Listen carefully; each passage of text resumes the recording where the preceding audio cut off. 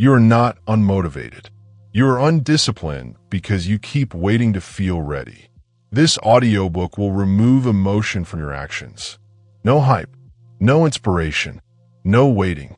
Discipline is not a feeling. Discipline is a system, and systems work even when you don't. If you can follow simple instructions, repeat boring actions, and sit in silence long enough to stop negotiating with your mind, your focus will return, your confidence will rebuild, and your life will start moving again. This is not about becoming intense. This is about becoming automatic. Listen carefully. Execute daily. Your mood is no longer in charge. Chapter 1. Stop waiting to feel ready. Stop waiting. Waiting is the habit that keeps people stuck. Not failure. Not lack of intelligence. Waiting. Waiting to feel ready. Waiting to feel confident. Waiting to feel motivated. That delay is not neutral. It is a decision. And the decision is always the same. Not today. You have a choice. You can keep waiting for a feeling that may never arrive, or you can act without it. That's the key. Motivation is unreliable because it is emotional. Emotions change hourly, sometimes by the minute. Discipline does not care about emotions. Discipline functions whether you feel capable or not. It's not about motivation. It's about execution. Most people misunderstand readiness. They think readiness is a signal that appears before action. That is false. Readiness is often the result of action, not the cause. Ready is a feeling. Action is a decision. High performers understand this early. They do not wake up and assess their emotional state. They do not scan their energy levels. They do not negotiate with their mood. They ask one question: what does the system require today? That question removes debate. That question removes emotion. That question produces consistency. You have a choice. You can let your feelings run the schedule, or you can let the system run it. Most people let feelings decide. I'm tired. I'm not in the mood. I'll do it later. That's not honesty. That's abdication. Discipline begins when you stop treating feelings as instructions. Feelings are feedback. They're not commands. You don't need their permission. This is a rule. Feelings may be noticed. They may not be obeyed. That's the key. When you wait to feel ready, you reinforce a dangerous pattern. You teach your mind that action requires permission. You teach yourself that discomfort is a stop sign. Over time, your threshold for action rises. Tasks feel heavier. Resistance feels stronger. Your attention weakens. Not because the work is hard, but because you train avoidance. You have a choice. You can continue that training, or you can reverse it. Reversal does not require intensity. It requires structure. Here is the first system. System 1, decision before emotion. Decide your action in advance. Not in the moment. Not based on how you feel. The night before, or the week before. You decide. When the time arrives, execution begins immediately. No emotional check-in. No internal conversation. This is not harsh. This is efficient. That's the key. Most resistance lives in the gap between thought and action. Shorten the gap. You weaken resistance. High performers do not overpower resistance. They starve it. They do not wait to feel ready. They move before resistance has time to speak. Ready is a feeling. Action is a decision. You have a choice.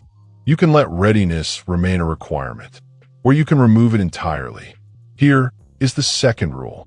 Rule 2. Start before confidence appears. Confidence is not a prerequisite. Confidence is a byproduct. Action builds evidence. Evidence builds confidence. Waiting for confidence is backwards. Confidence follows execution, not the other way around. It's not about belief. It's about behavior. You don't need to believe you can do the work. You need to begin it. That's the key. This is why discipline is mechanical. It does not ask how you feel. It does not care what you think will happen. It asks only one thing. Did you show up and perform the action? If yes, the system is working. If no, the system needs tightening. No drama. No self-judgment. You have a choice. You can continue interpreting discomfort as danger, or you can reclassify it as normal. Discomfort is not a signal to stop. It is a signal that training is occurring. Here is the third rule. Rule 3. Treat discomfort as expected. When you sit down to work and resistance appears, do not analyze it. Do not label it. Do not try to eliminate it. Continue anyway. Discipline is not the absence of resistance. Discipline is movement in its presence. That's the key. Every time you act without feeling ready, you weaken the association between emotion and action. Your nervous system adapts. Your attention stabilizes. Over time, starting becomes easier, not because you feel better, but because you remove the requirement to feel anything at all. You have a choice. You can make action conditional, or you can make it standard. Conditional action is fragile. Standard action is durable. High performers operate on standards, not moods, not motivation. They do not ask for permission from their internal state. They follow the plan. You don't need their permission. This chapter has one purpose: to remove readiness as a gatekeeper. From this point forward, readiness is irrelevant. You act because the system says to act. Ready is a feeling. Action is a decision. Say it again. Ready is a feeling. Action is a decision. That repetition matters. It rewires expectation. You're not here to feel ready. You are here to execute. In the next chapter, we will remove another misconception: the idea that discipline is something you either have or don't have. You will learn why discipline is not a personality trait. It is a mechanical skill, and skills can be trained. Chapter 2. Discipline is a mechanical skill, not a personality trait. Most people believe discipline is something you are born with. They believe some people have it and others do not. That belief is convenient. It excuses inaction. It is also false. Discipline is not a personality trait. It is not character. It is not genetics. It is not willpower. Discipline is a mechanical skill. That's the key. A skill is something you train. A skill improves through repetition. A skill degrades without practice. Discipline follows the same laws. You have a choice. You can keep explaining your lack of discipline as who you are, or you can treat it as something you have not trained yet. The second option produces results. Most people overcomplicate discipline. They think it requires intensity. They think it requires emotional strength. They think it requires some internal fire. It does not. You don't need confidence. You don't need motivation. You don't need willpower. You need structure. It's not about personality. It's about systems. That's the key. Look at how muscles are trained. You do not lift once and expect change. You do not wait until you feel strong. You do not lift based on mood. You follow a simple movement. You repeat it consistently. Progress accumulates. Discipline works the same way. Simple actions, repeated daily, under the same conditions. You have a choice. You can keep trying to feel disciplined, or you can practice disciplined behavior until it becomes automatic. Automatic behavior is the goal. High performers do not rely on heroic effort. They rely on trained responses. When it's time to act, they act.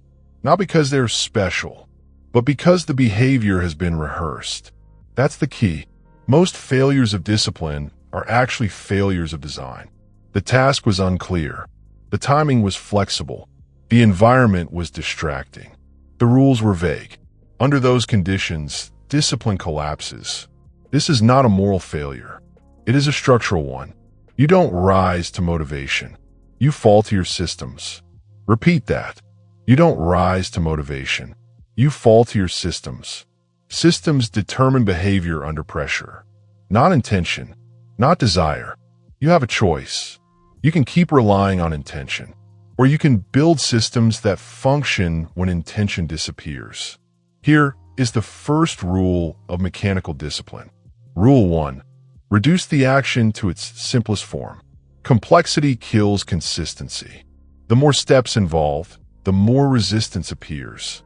If the action is too large, you avoid it. If it is vague, you delay it. Discipline requires precision. Define the smallest executable version of the action. Not the ideal version, the repeatable version. 5 minutes is enough. 1 page is enough. 1 repetition is enough. That's the key. You're not training outcomes. You are training compliance. Compliance to the system. Compliance to the schedule. Compliance to the rule. Once compliance is stable, intensity can increase. You have a choice. You could demand too much and quit, or you could demand little and show up. Showing up trains discipline. Quitting trains avoidance. Here is the second rule. Rule 2. Fix the time, not the mood. Mood fluctuates. Time is not. If an action floats through the day, it rarely happens. If it is anchored to a specific time, it becomes expected. Expectation matters. The brain adapts to expectation. When an action occurs at the same time daily, resistance weakens. Not because the task becomes easier, but because it becomes familiar. That's the key.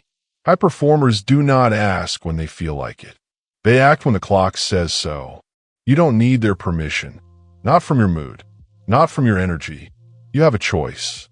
You can let emotion schedule your actions, or you can let the system do it. Here is the third rule. Rule 3. Remove decision-making from the moment. Every decision drains energy. Every choice creates friction. If you decide in the moment whether to act, you invite debate. Debate leads to delay. Delay leads to avoidance. Decide once. Execute repeatedly. What action? What time? What duration? No variation. That's the key. This is how discipline becomes mechanical. Not heroic, not dramatic. Mechanical discipline does not feel impressive. It feels boring. Boredom is a feature, not a flaw. It's not about excitement. It's about reliability. You have a choice. You can seek stimulation, or you can seek consistency. Consistency builds trust with yourself. Trust builds confidence. Confidence does not precede discipline. It follows it. You don't need confidence to begin. You need structure. Most people wait to feel different before they act differently. That order is incorrect. Act differently first. Feeling follows. That's the key. When discipline is treated as a skill, failure is no longer personal. It becomes feedback. If you miss a day, you do not self-attack. You examine the system. Was the action too large? Was the timing unclear? Was the environment uncontrolled? Adjust, then repeat. This mindset changes everything. You're no longer judging yourself. You are engineering behavior. You have a choice. You can keep interpreting inconsistency as a flaw in who you are, or you can see it as a flaw in the system you built. One approach creates shame. The other creates progress. You don't rise to motivation. You fall to your systems. Say it again. You don't rise to motivation.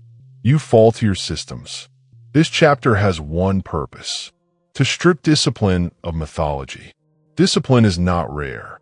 It is not reserved. It is not mysterious. It is trained, deliberately, mechanically. In the next chapter, we will remove another obstacle: the habit of letting emotion interfere with execution. You will learn how to remove emotion from daily action entirely. Chapter 3. Remove emotion from your daily actions. Emotion is not the enemy, but it is unreliable. When emotion is allowed to guide action, behavior becomes inconsistent. Inconsistency erodes trust, and without trust, discipline collapses. That's the key. Most people believe they must feel aligned before they act. They wait for clarity. They wait for energy. They wait for the right state. This is backward. Action does not require alignment.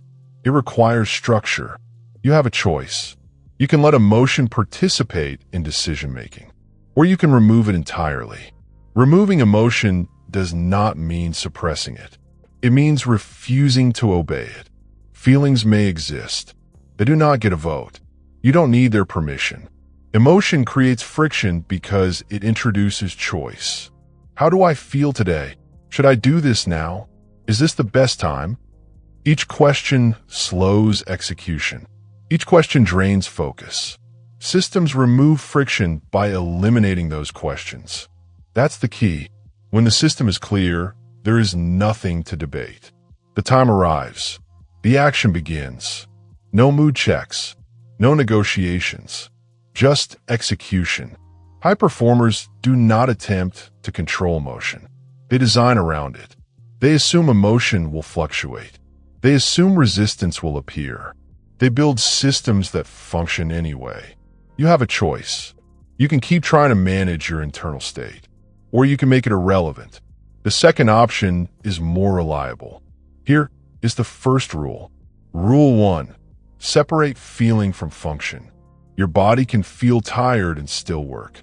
Your mind can feel resistant and still focus.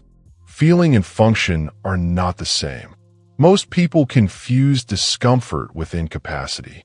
They feel resistance and assume they cannot proceed. That assumption is false. You can function without comfort. That's the key. When resistance appears, acknowledge it briefly. Then continue. No analysis. No interpretation. This trains your nervous system to decouple emotion from action. Over time, resistance weakens. Not because it disappears, but because it is ignored. You have a choice. You can treat discomfort as a command, or you can treat it as background noise. Here is the second rule. Rule 2. Standardize your response to resistance.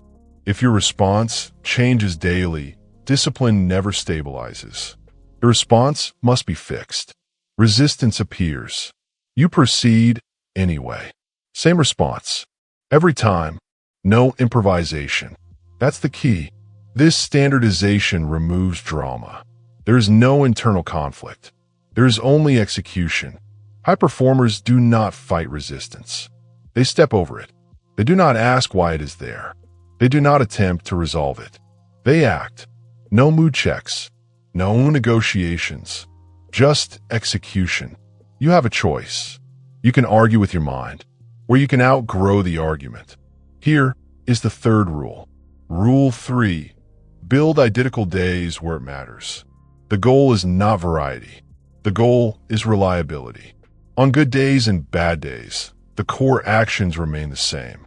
Not perfectly, but consistently. Identical inputs create stable outputs. That's the key. When your day follows a familiar pattern, your mind relaxes. Decision-making decreases. Focus increases. Emotion becomes less disruptive because it has less space to interfere. You are not trying to feel the same every day. You are acting the same. That distinction matters. You have a choice. You can design days that react to emotion, or you can design days that ignore it. Ignoring emotion is not denial. It is prioritization. Execution comes first. Emotion follows. Here is the fourth rule. Rule 4. Measure behavior, not feeling. Do not track how you feel. Track what you did. Feelings fluctuate without consequence. Actions compound.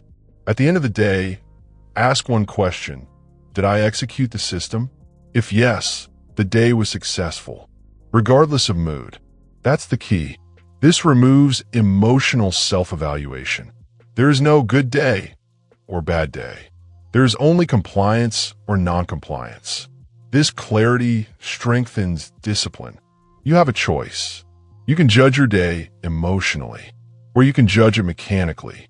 Mechanical evaluation produces progress.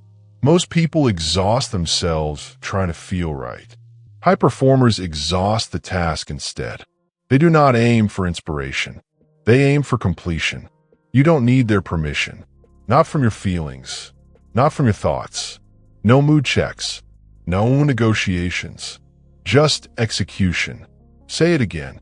No mood checks. no negotiations, just execution. This chapter has one purpose: to make emotion irrelevant to action. Once emotion is removed, discipline stabilizes. Focus strengthens. Execution becomes predictable. In the next chapter, we will build the first non-negotiable structure. One daily anchor that trains obedience regardless of circumstance. That anchor is where discipline begins to lock in. Chapter 4. Build one non-negotiable daily anchor. Discipline does not begin with intensity. It begins with reliability. If everything in your day is optional, discipline has no foundation. Choice everywhere creates weakness everywhere. That's the key. You do not need a perfect routine. You need one fixed point, one action, same time, every day. This is the daily anchor. The anchor is not impressive. It is not optimized. It is not flexible. It is non-negotiable. You have a choice. You can continue relying on motivation to start your day, or you can install an anchor that starts it for you. The anchor trains identity, not through affirmation, through evidence. Each day you execute the anchor, you reinforce one fact: I show up regardless of circumstance. That proof matters. When everything else feels unstable, the anchor remains.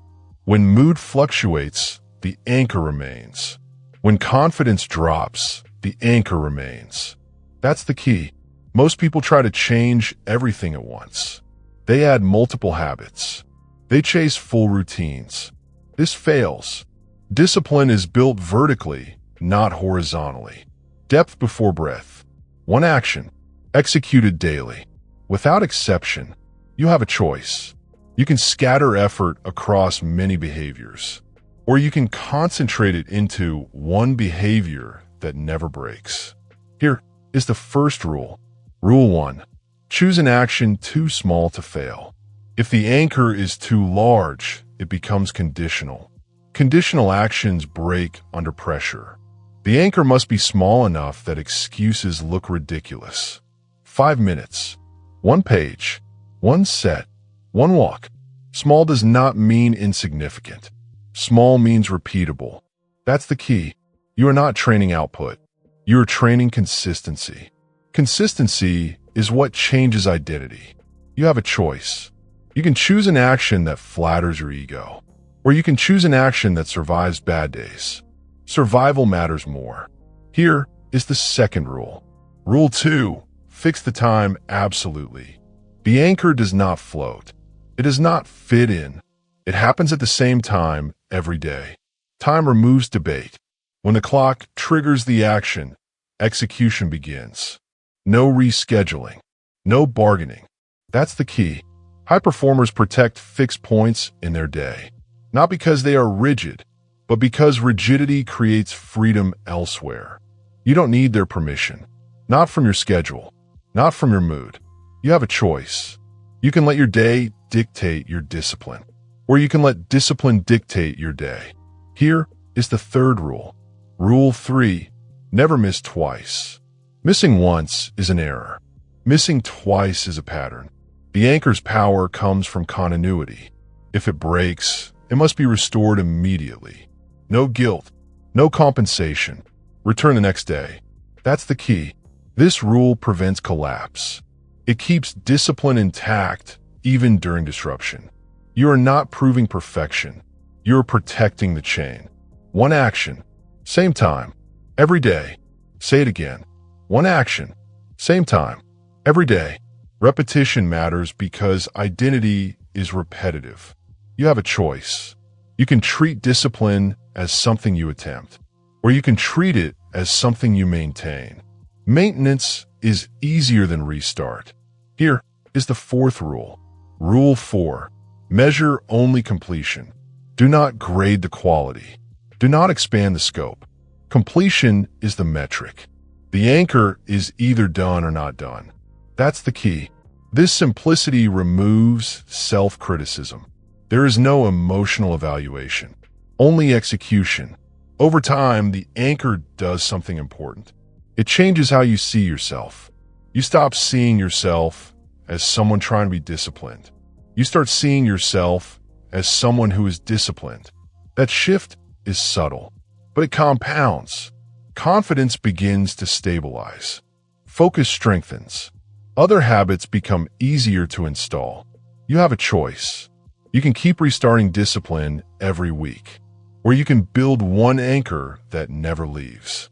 The anchor is the foundation. Everything else will build on it. This chapter has one purpose: to give discipline a fixed point. In the next chapter, we will introduce the environment where discipline matures fastest. Silence. Because without silence, anchors weaken, and focus cannot deepen. Chapter 5. Silence is where discipline is forged. Silence is not empty. It is demanding. Most people avoid silence not because it is boring, but because it is revealing. When noise disappears, resistance becomes visible. When stimulation stops, the mind has nowhere to hide. That's the key. Noise weakens attention by fragmenting it. Every sound, every notification, every background input pulls focus outward. Over time, the mind forgets how to stay with one thing. Silence reverses this. Silence concentrates attention. It exposes discomfort. It removes escape. You have a choice. You can continue surrounding yourself with noise to avoid resistance, or you can enter silence and train through it. If you can sit in silence, you can do hard things. Most people confuse silence with inactivity. They believe silence is passive. It is not. Silence is an active condition. It requires restraint. It requires control. That's the key. When you sit in silence, your mind will protest. It will seek stimulation. It will manufacture urgency. This is not a problem. This is the training. Silence shows you the exact moment where discipline is required. You have a choice. You can respond to that urge immediately, or you can stay. Staying trains obedience. Here is the first rule. Rule 1. Schedule silence deliberately. Silence does not happen by accident. You must assign it a time.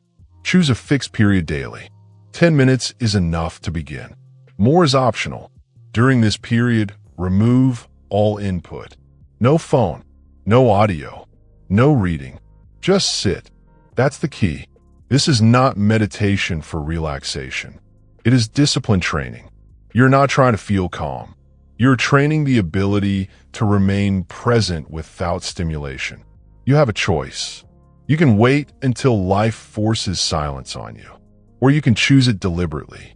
Deliberate silence builds strength. Here is the second rule. Rule 2. Do not distract from discomfort. When discomfort appears, do not adjust your posture to escape it. Do not reach for thought. Do not plan. Let the discomfort exist. This trains tolerance. Most people have a low tolerance for internal discomfort. That is why focus breaks easily. Silence increases tolerance. That's the key. When you learn to sit with discomfort without reacting, your capacity for focus expands. Tasks that once felt heavy become manageable. Resistance loses urgency. If you can sit in silence, you can do hard things. Here is the third rule. Rule 3. Observe without intervening. Thoughts will appear. Urges will arise. Emotions will surface. Do not engage. Observation without action builds separation. You begin to see that thoughts are events, not commands. That distinction is critical.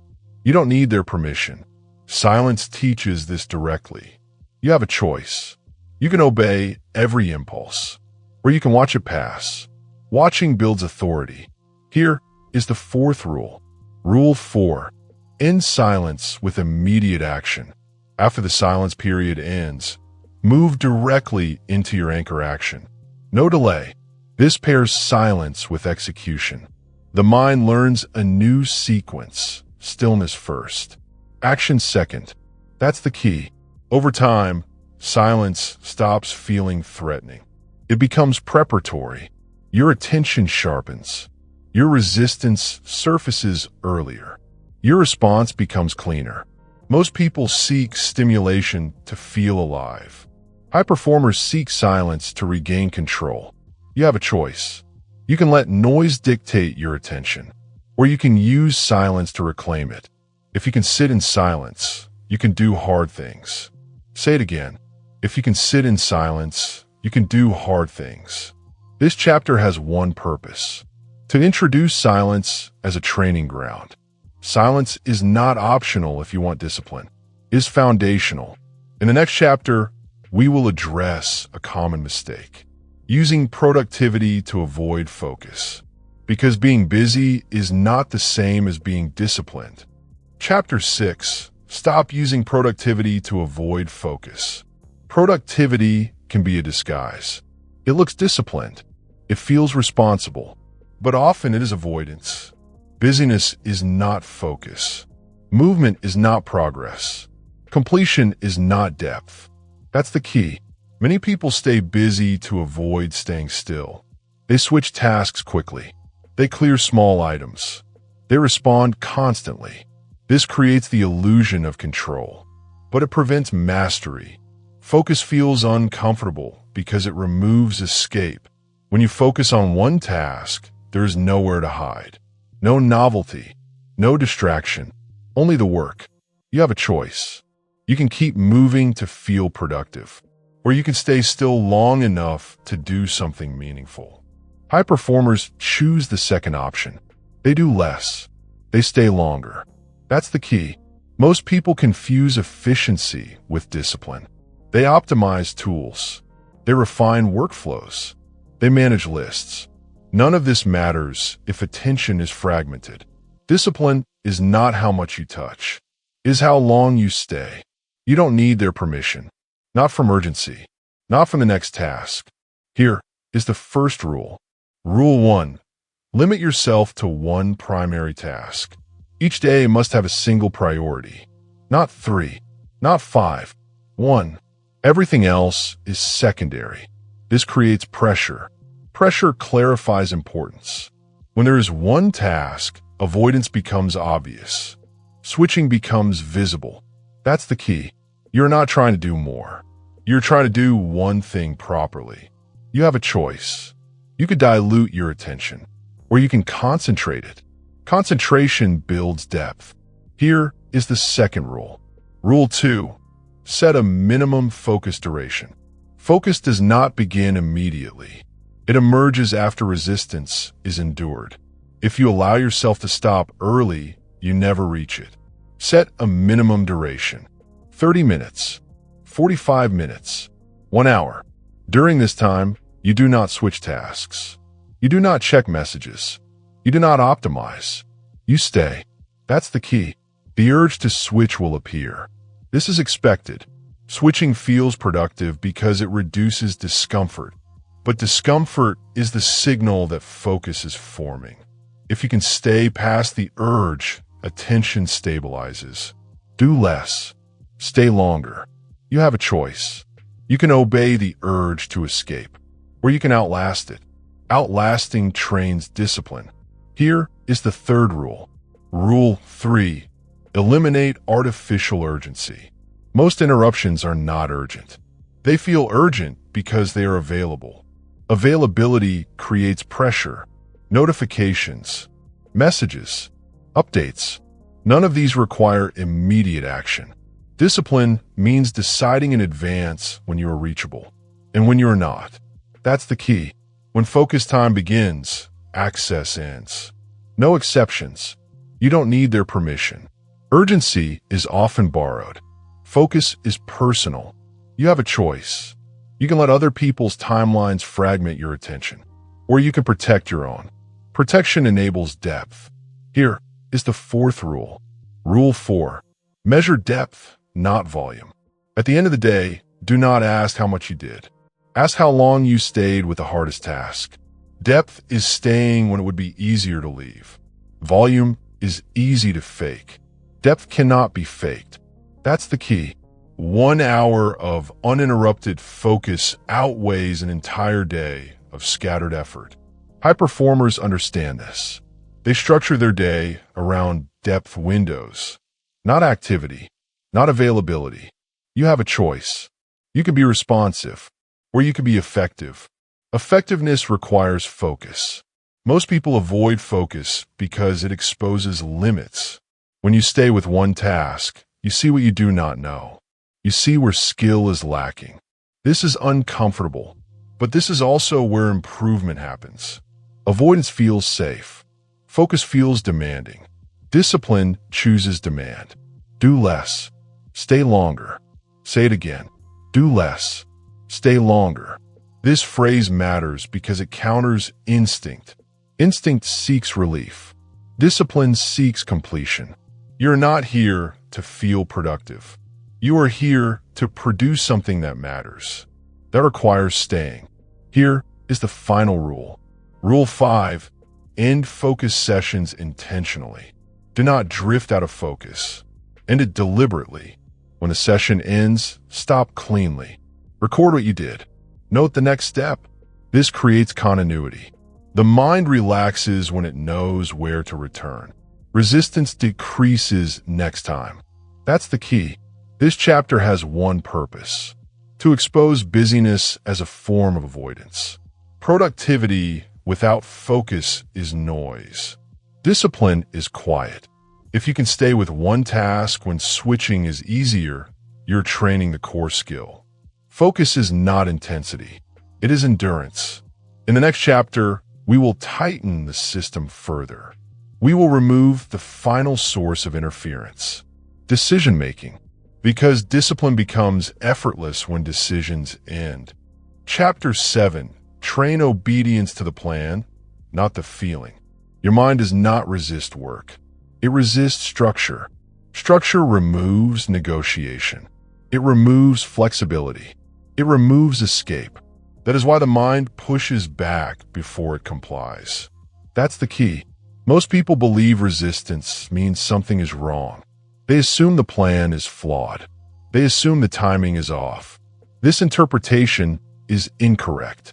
Resistance is expected. Resistance is proof that structure is working.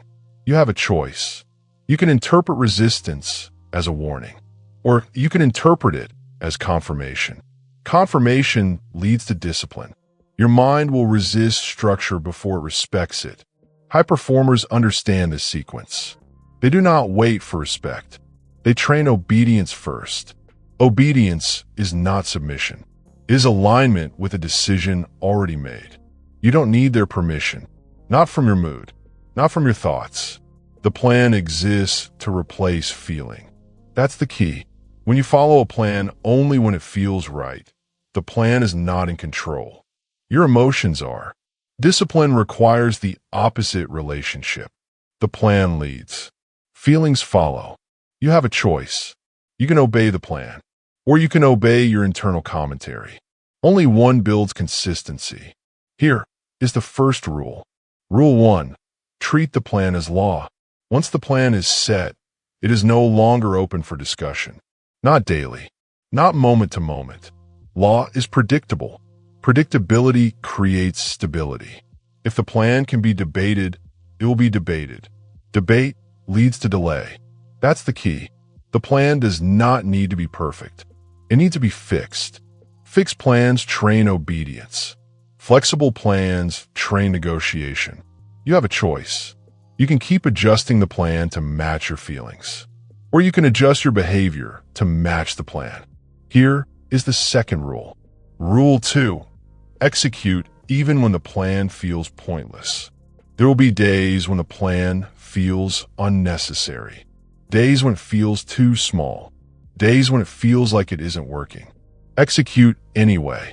Discipline is not built by visible progress. It is built by invisible repetition. That's the key. Many actions pay off later. Their value is not immediate. If you only execute what feels meaningful in the moment, consistency breaks. High performers follow the plan because it is the plan, not because today feels important. You have a choice. You can demand emotional reward from every action, or you can trust accumulation. Trusting accumulation is discipline. Here is the third rule. Rule 3. Separate planning from execution. Planning is analytical. Execution is mechanical. Do not mix them. When it is time to plan, think carefully. When it is time to execute, stop thinking. This separation matters. Thinking during execution invites doubt. Doubt invites delay. That's the key. The plan exists so execution can be mindless. You don't need their permission. Not from uncertainty. Not from second-guessing. Here is the fourth rule. Rule 4. Standardize your response to doubt. Doubt will appear. It always does. The response must be fixed. When doubt appears, you continue. No research. No reflection. No adjustment. Continue. That's the key. This rule removes power from doubt. Doubt loses influence when it stops changing behavior. Over time, it appears less often. You have a choice. You can let doubt interrupt action, or you can let action interrupt doubt. Action wins. The plan doesn't care how you feel, and neither should you. Say it again. The plan doesn't care how you feel, and neither should you. This phrase matters because it resets authority. Authority belongs to the system, not to the mood of the day. Most people follow feelings and hope for discipline. High performers follow the plan and accept discomfort. Discomfort is temporary. Discipline compounds. Here is the fifth rule. Rule 5. Review the plan only on schedule. Plans are adjusted on specific review days, not in the middle of execution. This prevents emotional interference. If something is not working, you note it. You do not fix it immediately. That's the key. This delay protects the system. You have a choice. You can constantly tweak and destabilize your plan, or you can execute long enough to gather real feedback. Feedback requires consistency. This chapter has one purpose: to transfer authority from emotion to structure. When the plan is obeyed, discipline stabilizes. When discipline stabilizes, focus deepens.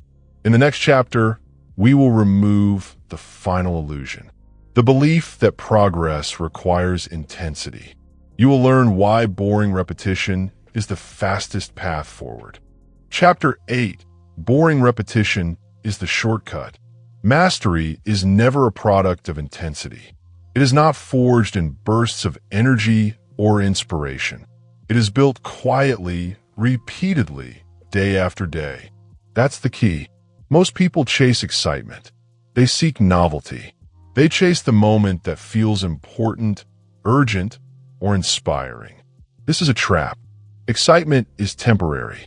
It is inconsistent. It does not create skill. You have a choice. You can chase the emotional high, or you can endure the boring work that compounds. Boring done daily beats exciting done occasionally. High performers understand this principle. They embrace repetition, not because it is enjoyable, but because it is effective. Here is the first rule. Rule 1. Reduce every habit to its minimum effective unit. The action must be small enough to complete consistently. It does not need to impress. It does not need to thrill. Consistency is the metric. Repetition is the currency. Depth accumulates silently. You have a choice. You can chase impressive output, or you can chase reliable input. Reliable input always wins. That's the key. Here is the second rule. Rule 2. Endure the discomfort of boredom. Boredom is resistance disguised. Your mind wants stimulation. It wants reward. It wants novelty. Ignoring boredom trains endurance. It trains patience. It trains obedience to the process, not to feeling. If you can continue through boredom, you win. You develop a system your mind cannot negotiate with. You have a choice. You can quit when the work feels dull, or you can continue. Continuing creates skill. Quitting reinforces weakness. Boring done daily beats exciting done occasionally. Here is the third rule. Rule 3. Track execution, not excitement. Measure your actions. Do not measure how you feel. Do not measure intensity. Each repetition is proof. Each completed session builds evidence of reliability. High performers track evidence, not enthusiasm. Enthusiasm fluctuates. Execution compounds. You have a choice. You can chase feeling, or you can track reality. Reality is what creates results. Here is the fourth rule. Rule 4. Let repetition be its own reward. Do not expect recognition. Do not wait for praise. Do not require external validation. The act of repetition is sufficient. The act of showing up daily is sufficient. Skill is the reward. Consistency is the reward. Trust in yourself is the reward. That's the key. Most people think mastery requires intensity. They believe effort must feel dramatic to matter. This is false. Intensity without consistency is waste. Boredom with consistency is progress. You have a choice. You can seek spectacle, or you can seek substance. Substance compounds silently. Here is the fifth rule. Rule 5. Protect your habit from interruption. The smallest break erodes progress. Boredom tempts avoidance. Distraction tempts delay. Anchor your repetition. Schedule it. Protect it. One action. Same time. Every day. Boring done daily beats exciting done occasionally. Say it again. Boring done daily beats exciting done occasionally. This repetition matters because it rewires expectation. It signals to your mind that consistency is non-negotiable. You have a choice. You can follow impulses, or you can follow the system. Discipline prefers the system. This chapter has one purpose: to strip glamour from skill, to reveal that mastery comes through repetition, not intensity.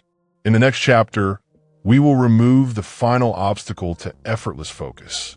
We will end decision fatigue and show how attention stabilizes when choices are eliminated. Chapter 9. Focus returns when decision-making ends. Decision-making is a hidden form of fatigue. Every choice you make draws energy. Every decision consumes attention. That's the key. Most people overestimate their capacity for choice. They believe willpower can sustain endless decisions. It cannot. The mind grows tired. Attention fragments. Focus deteriorates. You have a choice. You can continue making decisions moment to moment, or you can remove them from the equation. Decide once. Execute forever. High performers understand this principle. They predecide their actions. Their days are mostly mechanical. Their energy is preserved for execution, not deliberation. Here is the first rule. Rule 1. Predetermine your core actions. Every critical task has a scheduled time. Every routine has a fixed order. Every anchor is non-negotiable. Decisions about these actions are removed from a moment. No daily debate. No emotional consultation. You don't need their permission. Not from your doubts. Not from your urges. That's the key. Here is the second rule. Rule 2. Automate repetition through structure. Repetition becomes effortless when it is automatic. Anchor your daily routines to time, place, and sequence. When your brain recognizes the pattern, resistance decreases. You no longer question what comes next. Execution flows naturally. Decide once. Execute forever. High performers use structure to preserve mental energy. Structure prevents distraction. Structure protects focus. You have a choice. You can float through the day, making choices constantly, or you can fix the framework and move through it mechanically. The framework wins every time. Here is the third rule. Rule 3. Minimize micro-decisions. Small decisions accumulate silently. Which task first? What should I eat? Which email deserves attention? Each micro-decision drains focus. Each consumes willpower. Each weakens discipline. Pre-decide where possible. Plan meals. Plan focus blocks. Plan responses. Decide once. Execute forever. That's the key. Here is the fourth rule. Rule 4. Make recovery automatic. Even pre-decided systems fail occasionally. When interruptions occur, the response must be predetermined. Do not negotiate. Do not reevaluate. Return to the planned sequence immediately. This prevents disruption from becoming a habit. This preserves focus. You have a choice. You can argue with disruption, or you can resume. Resuming builds authority. Arguing builds fatigue. Here is the fifth rule. Rule 5. Protect attention as currency. Attention is finite. Every unnecessary decision wastes it. Every micro-choice costs mental energy. Treat attention as currency. Spend it deliberately. Reserve it for tasks that produce results. Other choices are mechanical. They are executed once. They are no longer debated. Decide once. Execute forever. Say it again. Decide once. Execute forever. This phrase is not motivational. It is operational. It signals to the mind where authority resides. In the system, not the moment. Most people drift through life reacting. High performers live in pre-decided frameworks. Their energy is concentrated. Their attention is unbroken. Focus does not return because you try harder. Focus returns because decision-making ends. You have a choice. You can leave decisions to chance, or you can fix them in advance. When you fix them, attention stabilizes. Discipline becomes easier. Execution becomes automatic. This chapter has one purpose: to remove the burden of choice from action. When decision fatigue ends, focus strengthens naturally. In the next chapter, we will tie all systems together. You will learn how to make execution automatic and identity irreversible. Chapter 10. Become the person who executes automatically. Discipline is not who you think you are. It is who you act like. Identity is shaped by repeated action, not self-talk. Saying, "I am disciplined," changes nothing. Doing consistently changes everything. That's the key. Every habit, every anchor, every system you have built leads to this moment. The goal is not to feel motivated. The goal is to act without question. Automatic execution is the signal of mastery. When action is expected, resistance diminishes. Discipline becomes effortless. You have a choice. You can continue negotiating with your mind, or you can remove negotiation entirely. Here is the first rule. Rule 1. Reinforce identity through action. Your behavior rewires self-perception. Every time you execute, you add evidence. Every time you hesitate, you subtract it. Act as if the identity is already yours. Repeat behaviors consistently. Over time, the statement, "I am disciplined," becomes true. This is not philosophy. This is mechanics. Action shapes identity.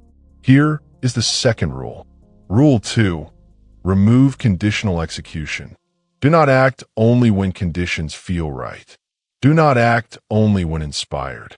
Do not act only when energy is high. The moment is irrelevant. The system is relevant. Execution is non-negotiable. Every repetition strengthens the pathway. Every hesitation weakens it. You have a choice. You can chase perfection, or you can reinforce reliability. Reliability wins. Every time. Here is the third rule. Rule 3. Use the phrase as a cue. When action arises, say to yourself, "This is just what I do." This phrase is not motivational. It is operational. It signals your nervous system that action is expected. There is no debate, no choice, just execution. Repeat it mentally each time you begin. It conditions behavior. It reinforces identity. That's the key. Here is the fourth rule. Rule 4. Let systems carry you. Systems are your scaffolding. They automate action. They remove decision fatigue. They reduce friction. Follow your anchors. Follow your silence blocks. Follow your pre-decided focus sessions. The result is inevitable. Execution becomes automatic. Discipline becomes identity. You have a choice. You can continue reacting, or you can let structure produce you. Here is the fifth rule. Rule 5, protect the chain. Consistency compounds. Breaking the chain is expensive. It undermines identity. One missed action is a signal. Return immediately. Do not debate. Do not apologize. Resume execution. Automatic discipline is built, not found. It is maintained, not discovered. It is proof through repetition. This is just what I do. Say it again. This is just what I do. Let the phrase anchor you. Let it signal your identity. Let it remind you that discipline is no longer optional. It is expected. You have trained. You have repeated.